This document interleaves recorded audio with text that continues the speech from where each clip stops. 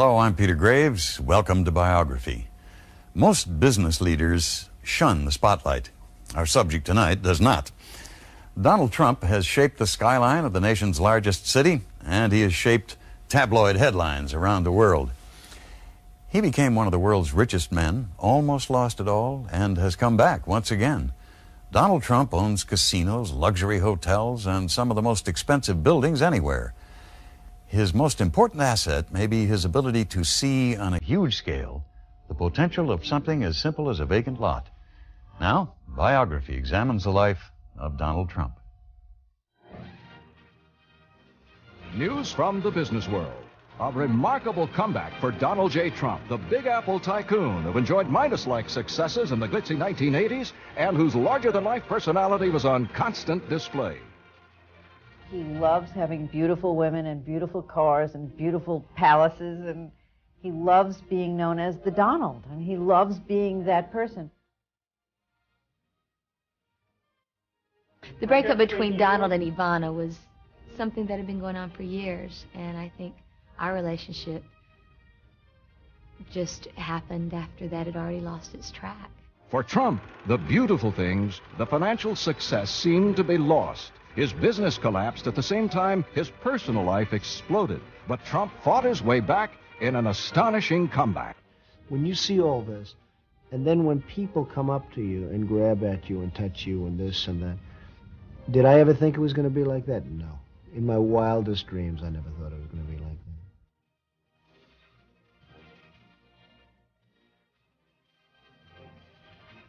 Donald was the middle child of 5, born in 1946 to a pair of romantics. Right after Fred Trump first set his eyes on Mary McLeod, he had rushed home to tell his mother he'd met the girl with whom he would spend the rest of his life. They married in 1936. With a family quickly growing, Fred Trump began building his fortune by constructing homes in Brooklyn and Queens for GIs returning from World War II. Though the family became quite wealthy, Fred and Mary Trump would insist that their children succeed both at school and at work. Donald Trump would exceed his parents' wildest expectations, following the path paved by his father. He learned at the feet of a master, and there was always business being discussed in terms of how you build a building, how you get approvals, those types of things. The learning wasn't just from watching. The Trump children were all required to work starting as teenagers. Though Fred Trump had built a mini empire in Queens, he brought his children up to believe that what they earned was vital to the family. It was Fred Trump's way of teaching them to respect the value of money. The girls worked in banks or in local department stores. The boys worked with their father, doing everything from sanding floors to hauling lumber.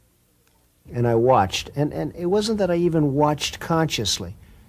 I'd be sitting on the floor playing with blocks as a 3-year-old baby, and he'd be on the floor talking to contractors about price and elevators and wood. And, and by the time I'm 16 years old, I sort of knew everything about building buildings, and I never studied, but I knew everything about it. I think that what Donald got from his father was the disciplines of hard work.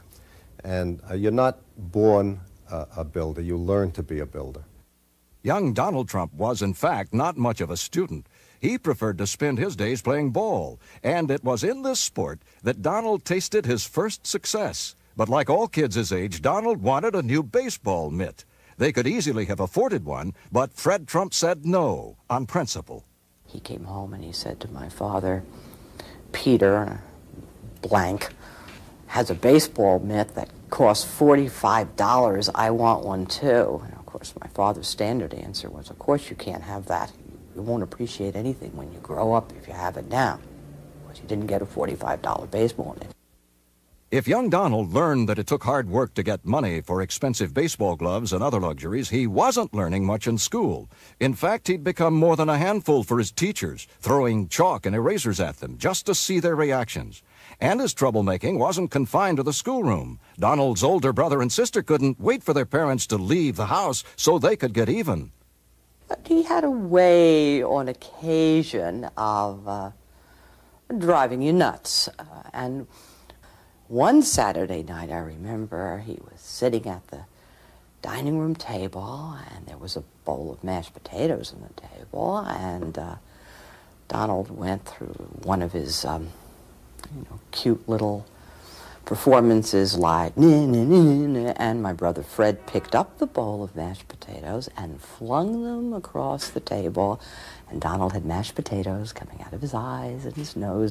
Donald's parents decided what their 13-year-old son needed was more discipline, so they sent him to military school. The instructors at New York Military Academy wouldn't stand for unpolished boots, much less throwing of erasers.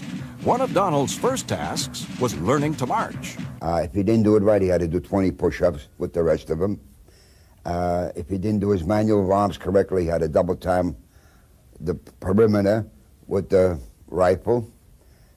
Trump, nicknamed DT, began to flourish, even excel at the academy. Among his many awards was one for neatness, and he was promoted steadily within his cadet company to commander of the Honor Guard. In uniform, he led the cadet company in the Columbus Day Parade down Fifth Avenue, past buildings he would one day own. The shrapnel, the yearbook of the New York Military Academy, contained one more notation about DT. It was something that would later seem quite ironic. He was voted ladies' man. That is the vote by his classmates. Donald Trump was a tall drink of water, I used to call him. Blonde hair, good-looking, clean-cut American kid. And when the girls used to come up on Sundays, why, they would all know who Donald Trump is. But Donald's biggest love at the time was still baseball. He was captain of the Military Academy team. At the state championship finals, the score was tied 2-2 with 2 out in the final inning. Donald Trump was up next. It would be the most important at-bat of the season. And this was our last game of the season. And we had a man on third, 2 out.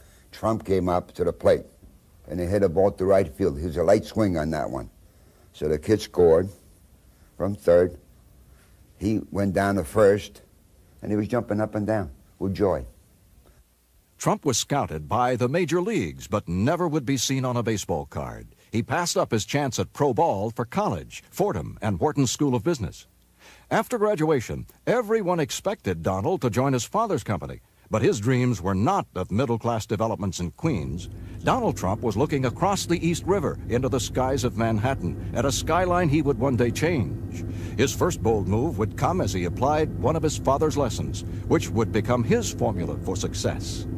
Buy when a property and its owner are in distress, then turn the place around. The diamond in the rough that caught Donald's eye was on the most famous street in New York City, 42nd Street. I mean, he told me what he had in mind for the Commodore, asked my opinion, and I basically told him he was crazy. In 1974, at the height of New York City's financial crisis, Trump started talking with the bankrupt Penn Central Railroad about the seedy Commodore Hotel above Grand Central Station. At age 28, when most people would be worrying about buying a house, Trump was pushing a concept that seemed impossible, using a combination of family money, $45 million in loans, and a proposed tax break to finance his first deal. You were going to sell the city to give up their taxes, to be a partner in a new hotel. You were going to convince the state that they ought to come in also and be part of it. You were going to convince somebody like Hyatt that they ought to put their name on a hotel, which at that time, the Commodore, you have to remember, was closed, and there was a massage parlor on the second floor. And somehow this was going to end up to be an economic success. The Commodore project's biggest difficulty turned out not to be permits or financing, but the building itself. In addition to its bad reputation, the Commodore had tiny rooms, poor ventilation, and structural problems. This made it doubly tough on Trump. His plan, which he'd reuse in virtually all his development proposals, was to rebuild the Commodore into what he calls a world-class luxury property. Donald hired the best architects and the best engineers and say, good, don't tell me it can't be done, tell me how it can be done. It's a classic example of when you're young, sometimes you're not smart enough to know that something can't be done. And Donald never for a second thought it couldn't be done. And he made it happen.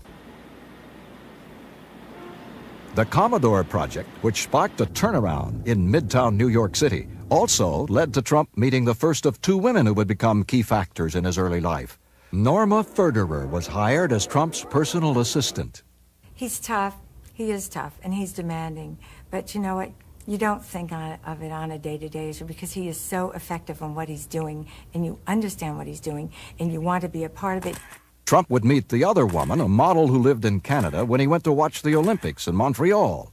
Ivana Winkelmeyer-Zilnikova was her name. She was 3 years younger than he and had been an alternate on the Czechoslovakian ski team in 1972.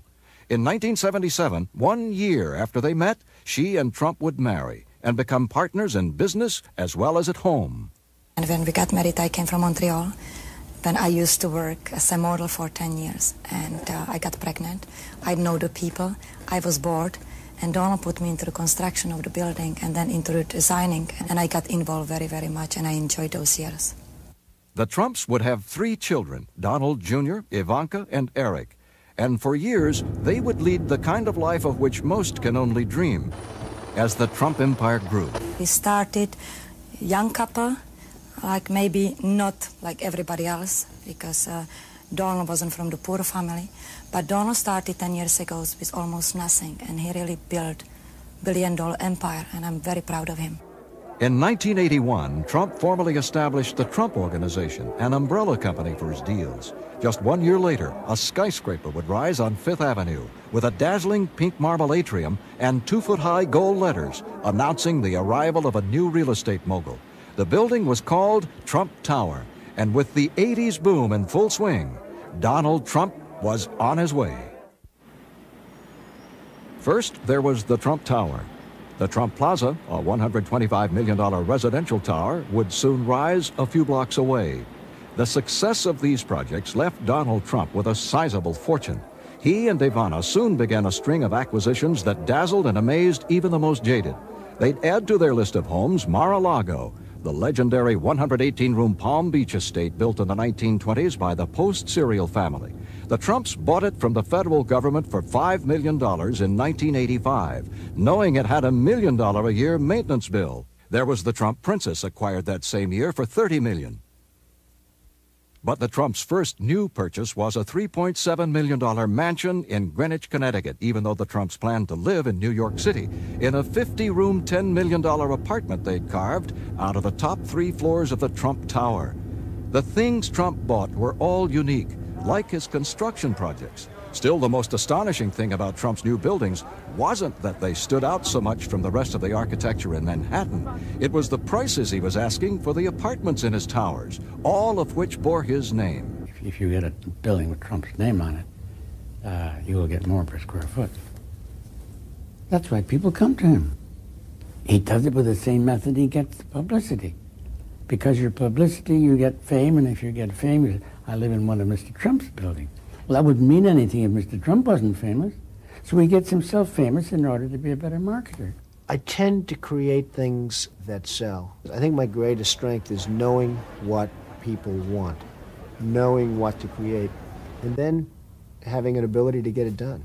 If Trump had become the brand name for the high end of the Manhattan residential market, Trump had also become feared among his competitors, and he wasn't easy on the people who worked for him either. It's such a great disappointment to him when someone really doesn't measure up. And that's sort of like the beginning of the end, if you really blow it, but good out of sheer stupidity. Donald does not take prisoners. Donald sees business as a war. It's not a playground. He has a lot of fun, but there's only one end result in a battle, and that is winning. He likes fights. He likes the idea of the combat in the center of a ring where 2 people have nothing but ability that they lay on the line. Nobody can accomplish a result through politics or anything other than their native-born skills. No, he's not a good Don. I never take anything from granted, no. Don is just a wonderful human being. He's giving and he's warm. A lot of people, they look at him as a tough businessman, which he is. But Don is, if you're good to him, he's good to you. If you're not good to him, you're dead, because sooner or later he outsmarts you somewhere. Donald Trump's empire expanded at an astonishing pace in the heady 1980s. As his net worth leaped from the millions into the billions, Trump suddenly was not just a developer, he was a true celebrity. More than followed, he was mobbed. by television cameras and photographers virtually every time he went out in public. He was red hot. He was on a roll. There was no question about it. He was on a roll, and everybody that was involved in the financial end thought he was on a roll and was ready to back his play. I remember once riding in a helicopter with him up to the Milton Bradley Company, I believe it was, the game company, when they were making his board game, and we were landing, and the people, the employees were out on the lawn with their autograph books and their snapshot cameras, and as the helicopter was coming down, the wind was blowing them and ruffling the pages of their autograph books, and I remember Donald saying, "This is great, Charlie, isn't it?" Trump clearly knew how to make headlines. When the city of New York under Mayor Ed Koch ran into huge cost overruns and embarrassing years of delay refurbishing the rundown Wallman skating rink in Central Park, Trump stepped in. He said he'd do the job for cost and do it in time for the 1987 skating season. 90 days, and the city would have taken 9 years to do what he did in 90 days. The Wallman rink, I think, had been under construction for 3 years, and I think the city had spent $11 million, and they had nothing. And for under $4 million, he had it opened, and I think there was some excess money which they used to build the refreshment area. But I give Ed Koch and Commissioner Henry Stern tremendous credit for having the courage to say, "Donald, go and do it." And it would have been probably a lot better for them if I didn't do it.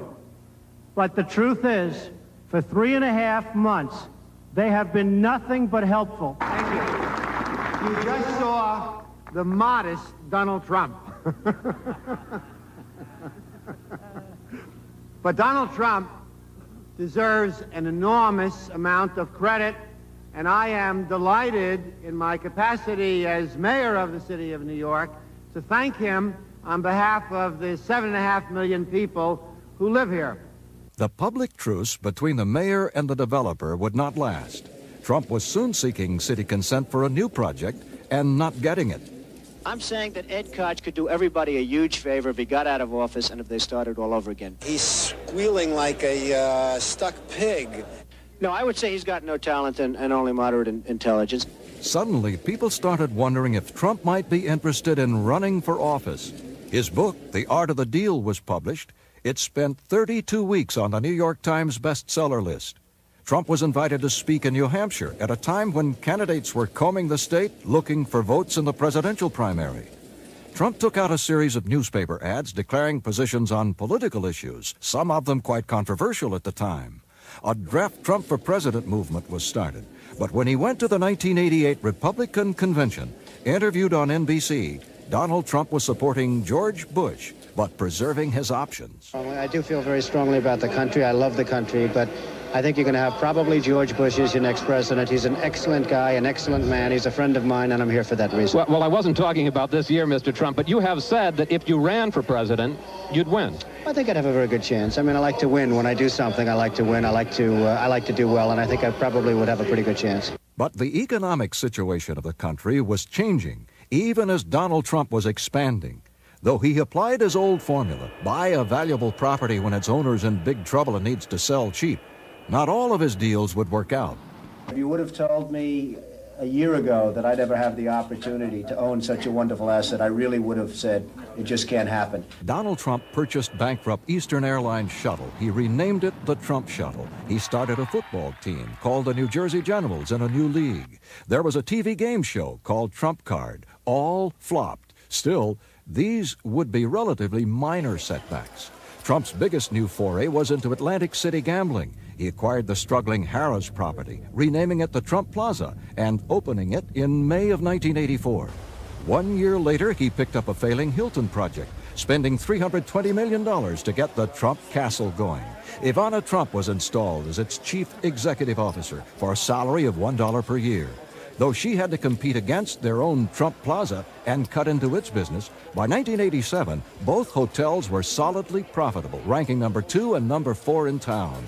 Atop that, Trump was already mounting a running corporate battle that would land him the biggest distressed property of them all, the Taj Mahal. The project had virtually sunk Resorts International. It had 5 years and $500 million invested in the still uncompleted hotel. The Taj would come close to sinking Donald Trump, too, and then, in an astonishing turnaround, bail him out. But as Trump overextended himself financially with the Atlantic City ventures and other acquisitions like the Plaza Hotel in New York City, the Trump problem that would become the most visible had quietly begun growing. Trump had met a young model named Marla Maples in 1985. Just a quick hello, how are you? And I'd seen him at a few different functions in the city at different occasions, and it was always very warm and very nice, and then that was it. There was an affection, but never thought of it as being anything more at that point. Donald Trump was atop the business and real estate worlds. He had built towers, owned the Plaza Hotel, bought financier Adnan Khashoggi's yacht, renaming it the Trump Princess. He'd also moved heavily into the gambling industry. Though his next move seemed logical at the time, Trump now says it led to trouble. He named his wife Ivana to run the Trump Castle Casino. And I sent her down to Atlantic City to run a casino, and she did a very good job. The problem was that's all she wanted to talk about. She wanted to talk about the business. Now, I don't blame her. But when I got home at 7 o'clock and I left at 8 in the morning or 7 in the morning, I really didn't want to come home and talk about the win numbers at Trump's castle. I really wanted to just relax and be with my wife. My wife and helper and a lady of very good taste, so I'm very happy. I'm very happy to have her. She keeps me toned down a little bit. I'm very fortunate because Donald gave me fantastic opportunity. He didn't give me chance, he gave me opportunity. And if I couldn't do it, I wouldn't be here. I wouldn't be here for a month or 2 months. Ivana would be transferred to the Plaza Hotel after it was acquired with the same $1 a year salary. Donald joked she also got all the dresses she could buy. But Trump says his biggest problem with the marriage hadn't changed. I moved her over to the Plaza Hotel, and it was really more of the same. I mean, we were talking about business, how the hotel's doing, what we're doing. And you know, beyond 10 minutes or 15 minutes, I didn't want to do it. It became more of a business relationship than a family relationship or a wife-husband relationship. The strains on the marriage came at the same time as the near-total collapse of the real estate market. In the midst of it, Trump was rocked by sudden tragedy. One of his helicopters crashed, killing 3 of his hand-picked senior executives, men who had become his friends. Trump himself had considered making the trip. He also talked a lot about fate. I think that he was supposed to go on that trip, and he didn't at the last minute for whatever reason, so I think he appreciated how lucky he was. He also, of course, appreciated how unfortunate it was to those people and their families, but he was shaken by it. The helicopter crash made him realize that how fragile life was, and that how you can't postpone happiness, and that you have to make the adjustments that you need to find happiness now. And that probably had some effect on hurrying up his decision to end the marriage with Ivana. A January 1990 interview Trump gave Playboy magazine might also have had an effect. When asked if he was monogamous, Trump said no comment. Trump had been a master at getting his name in the newspapers with stories about his amazing successes in business. But now he was being written about in the gossip columns instead of the Wall Street Journal, being linked with a series of actresses and models. His personal life became troubled. He and Ivana had a falling out. Mike Tyson, the fighter who he backed, got knocked out in Tokyo. That happened really over the same weekend. So the news, in one sense, was always bad. The airline business was undergoing tough times. He owned a part of that. The hotel business was undergoing tough times. Atlantic City was undergoing tough times. All these places where Donald had a finger in the pie were strained by a changing economy. There was another change, too. Though he'd been linked to other women, Trump had started to see Marla Maples, a young unknown actress, who would become his second wife. Well, I think I was very much too close to that because of his personal situation at that time. That was always known as off limits to me. Fate kept tempting it, let's put it that way. You know, I couldn't fight it, believe me. I tried, and he tried for many years to fight the connection that we have. And I think when you have a bond with another person, sometimes you just have to see it through and see what it's about, or it keeps coming back in your face over and over again. The relationship was really in the face of Ivana Trump. When photos of Donald and Marla almost together at a boxing match Trump was promoting hit the supermarket tabloids, she said nothing. But then at Christmas, there was a confrontation in Aspen, Colorado. Star Magazine came up with photos of Maples, Trump, and Ivana, and other photos showed a gloomy Trump with Ivana. February 11th, it hit the headlines. It would be the most public divorce in decades. Yeah, there was a period when Donald and Ivana seemed to each have access to their own gossip columnists in New York City, and they were each seemed to be playing them off against each other. Liz Smith was the one who had the story from Ivana's side of it. And Donald probably didn't talk that much from his side of it. And around dinner tables all over New York, they were saying, and maybe all over America, they were saying, do you think Ivana will take him back? Will he marry Marla? This was the talk, the table talk of the nation for a while. And the funny thing was, I would go in to the office, and there would be the real Donald Trump, and he'd say, Charles, do you think Ivana will take me back? What do you think will happen? Do you think I should, do you think I should marry Marla? Or words to that effect. Donald is he asks everyone's opinion about things, doesn't always listen to the answer, but he asks them. Now, the explanations are easier. Back then, reporters were on the trail of all three. Ivana was mobbed going into a Valentine's Day birthday party. Marla was tracked down to a Long Island hideout provided by a Trump associate. Donald, who was out in public, seemed to get it from all sides. I'm shocked to see so much press. I know the only thing they want to do is discuss the tour to Trump today. To me, one of the most important things is his love affair with New York City. The most amazing part of it was that as major world stories were breaking, it was the Trump divorce that dominated the headlines. I can remember literally sitting in a corner crying my eyes out, wondering how to get up and just feed myself. I was watching my very beautiful private relationship become very public and very ugly, and that was very frightening. I never left Ivana because of Marla, but that's something that's like unknown because a lot of people thought I did or hoped I did, and it sounds a little bit sexier in the papers to write that I did, but I never left Ivana for Marla. The glittering world of Donald and Ivana, a world of yachts, champagne and black tie, the fabulous properties, the huge Florida home called Mar-a-Lago, to the public it seemed perfect. But the real Donald Trump, it turned out, wasn't that kind of guy. Though he's told me that one of the reasons that he and Ivana eventually divorced is that he couldn't bear that life one more second, that going to parties every night and getting home and putting on a tuxedo and doing this. He was happy sitting home on an evening, watching television, having a little spaghetti and meatballs, and that's it. I really don't think deep down he is a pâté kind of guy. I can buy anything I want, but I love where I came from. I love the foods that I grew up eating.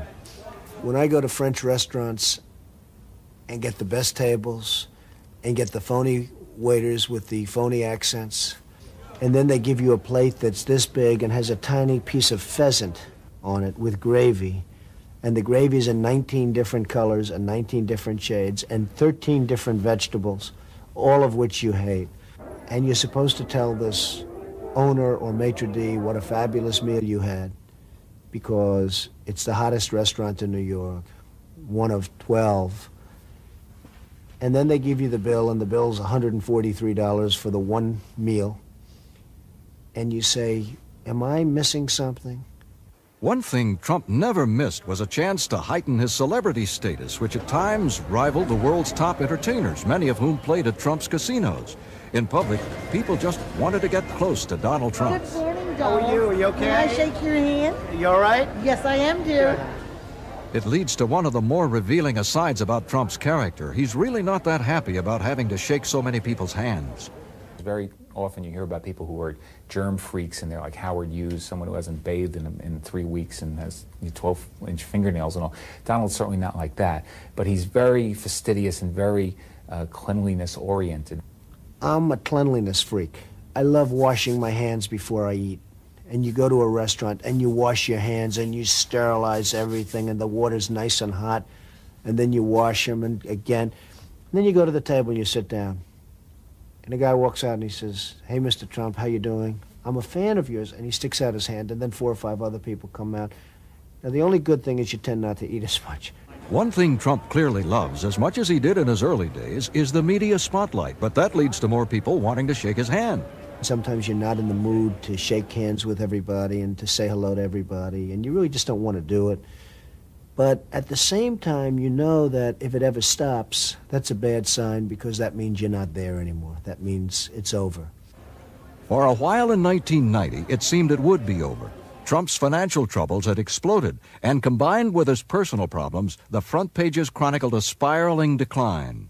Trump had built his empire by borrowing huge sums of money, and in June of 1990, he didn't have the cash to make $73 million in interest payments on the loans, including payments on bonds covering the Trump Castle Casino. The banks put Trump on what was for him an almost humiliating budget, $450,000 a month in 1990, $375,000 in 1991, and $300,000 a month for 1992. And the banks demanded he hire a new financial officer. In exchange, he was given enough money to stay out of bankruptcy court. But that wasn't enough to save him.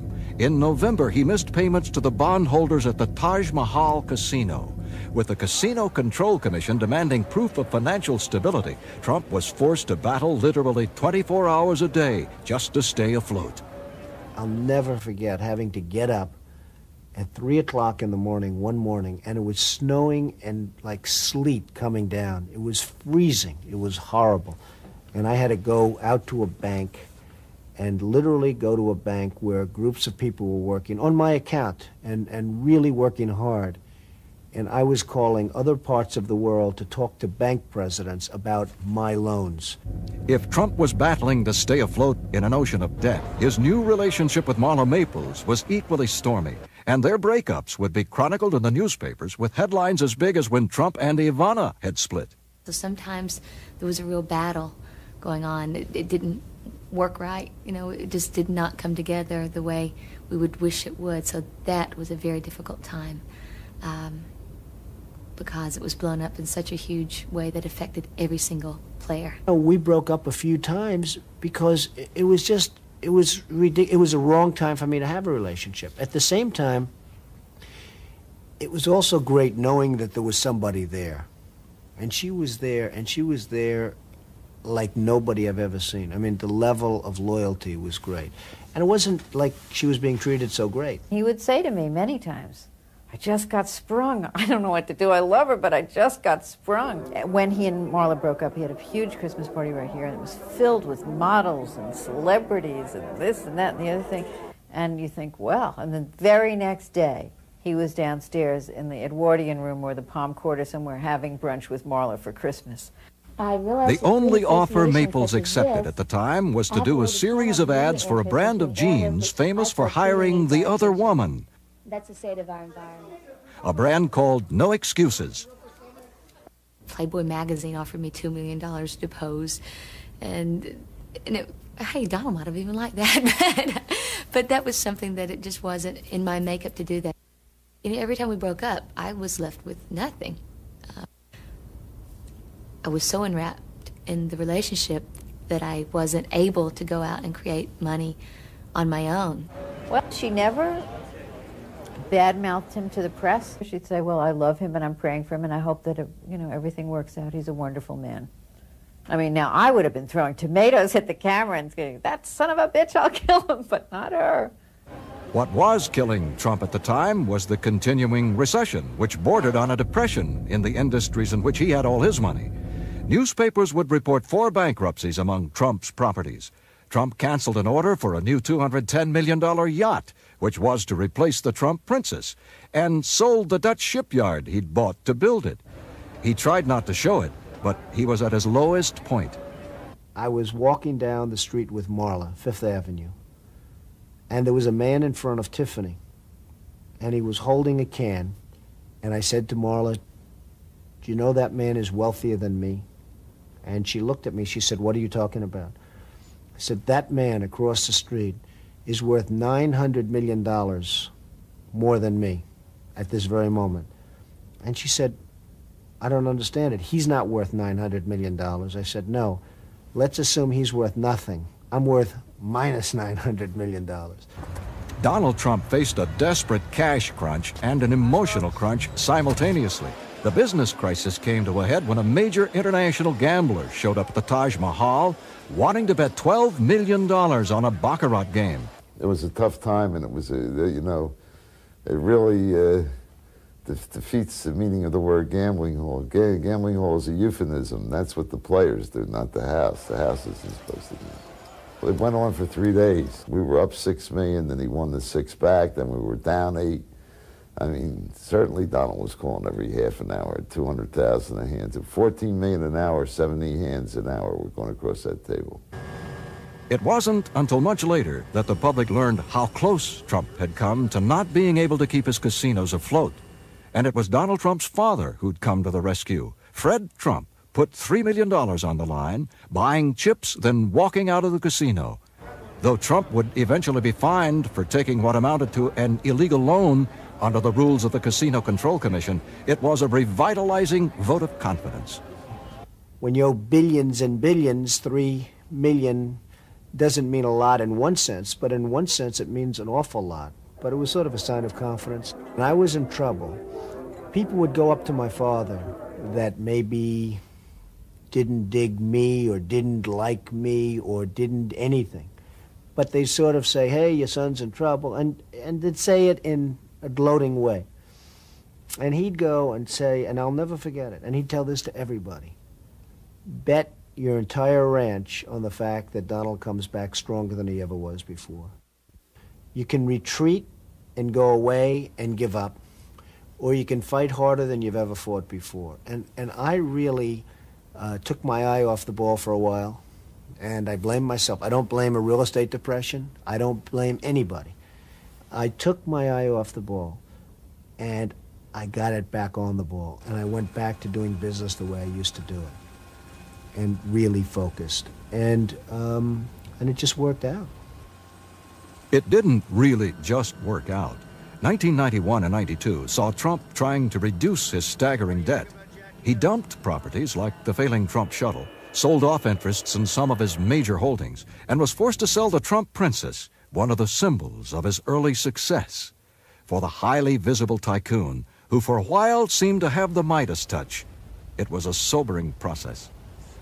And he'll make a decision. And once a decision's made, I've never seen him agonize over anything too much. Even if it didn't work out for the best, he then makes the next decision. Do we sell this off? Do we try to improve it? Do we try to manage it better? One thing Trump couldn't seem to manage was his tempestuous relationship with Marla Maples. After his divorce from Ivana, the couple went out in public together. Maples took a role dancing in the Will Rogers Follies on Broadway, and then in April 1993, a story hit the newspapers that would once again bounce world problems off the front page. Donald and his unmarried girlfriend were expectant parents. Are we getting married? And if so, when? Who said we're not? That day, Trump and Marla met with reporters but wouldn't say if they had plans to wed. But managing better was a critical factor in turning Trump's battered finances around. The executives who work for him either succeeded and got rich, or they found out that his management style is not all that gentle. If they're not doing their job, I yell. If they're not doing their job, sometimes it creates the effect to yell, and you get them moving their ass. You get them doing their job. But generally speaking, I'm not a yeller. Trump's relationship with Marla Maples, to some, seems much different from his marriage to Ivana, which friends likened to more of a business partnership. There's no doubt that Donald Trump would rather see his second wife stay at home with their new daughter, Tiffany. I have more respect for a great homemaker as a wife than I do as a wife who's a good wife and a good business person. I have far more respect for a homemaker because in many respects I think it's tougher. I think it's a lot harder to beautifully bring up a family. Most women would agree with me. He can still be controversial and doesn't pull punches when expressing his opinions. But he seemed to grow more reflective after reaching his 45th birthday, something that shows in both his public and private life.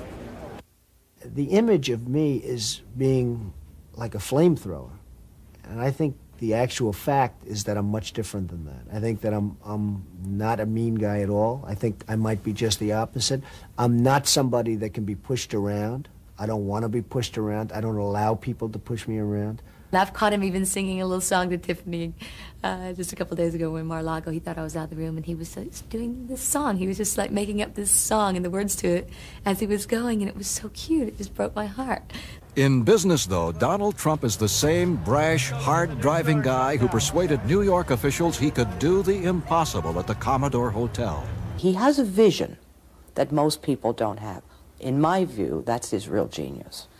There are a lot of people who can put up a building, but more important than that is the vision that makes the building different, exciting, or that even dreams up the concept, the original concept. That's where he's better than almost anyone else.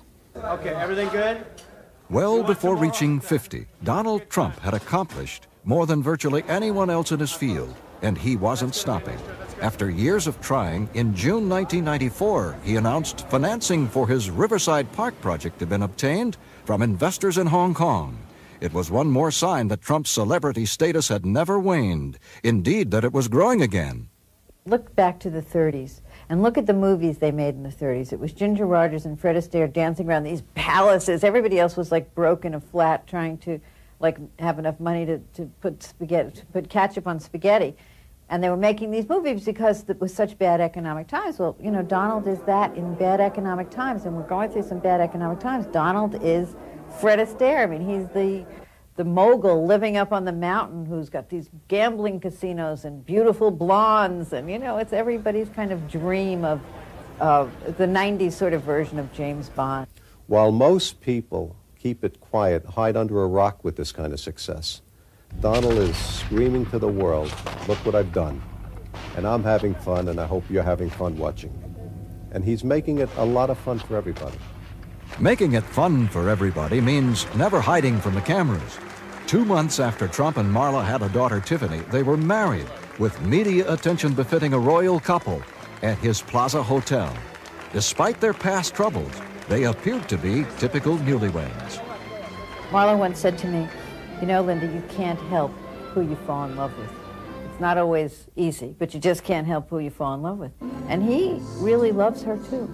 He has a much softer side than most of the world sees, which, thank goodness, I see quite a bit. And he's not someone that's going to come in and say, honey, I'll cook tonight. You take a breather. Or let me change this diaper because you've been working all day with the baby and I know you're busy. The somewhat quieter, even more successful Donald Trump still seems to have politics in the back of his mind. But business is the order of the day, and more gentle or not, he is first and foremost a competitor. Everybody wants me to run for office.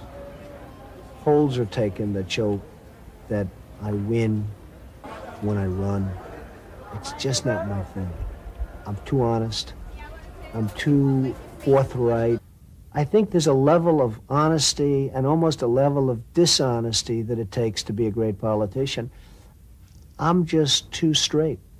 I think Donald is a real meat and potatoes, all-American, apple pie kind of guy. I mean, he likes meat and potatoes, literally. I mean, there's nothing too quirky about Donald, or nothing too secret, or he is what he appears to be. I've known stories where people have told me that a big limo will pull up to the burger boy on the expressway, and he gets out and brings back burgers into the limo, or Pizza Hut pizza back into the limo. Donald Trump says he always knew he'd do well, and the people around him say they always expected, as his father expected, that he'd succeed in business. But the roller coaster ride that took Trump to the top plunged him to the bottom, and that he's ridden back up still astonishes virtually everyone, including Trump himself. When you see all this, and then when people come up to you and grab at you and touch you and this and that, did I ever think it was going to be like that? No. In my wildest dreams, I never thought it would be like that. In fewer than 50 years, Donald Trump has accomplished more as a businessman and developer than most will ever dream of. And it seems he's always looking for that next huge opportunity. Wherever there are new luxury skyscrapers to be built, new blockbuster deals to be made, and television cameras, you're likely to find Donald Trump.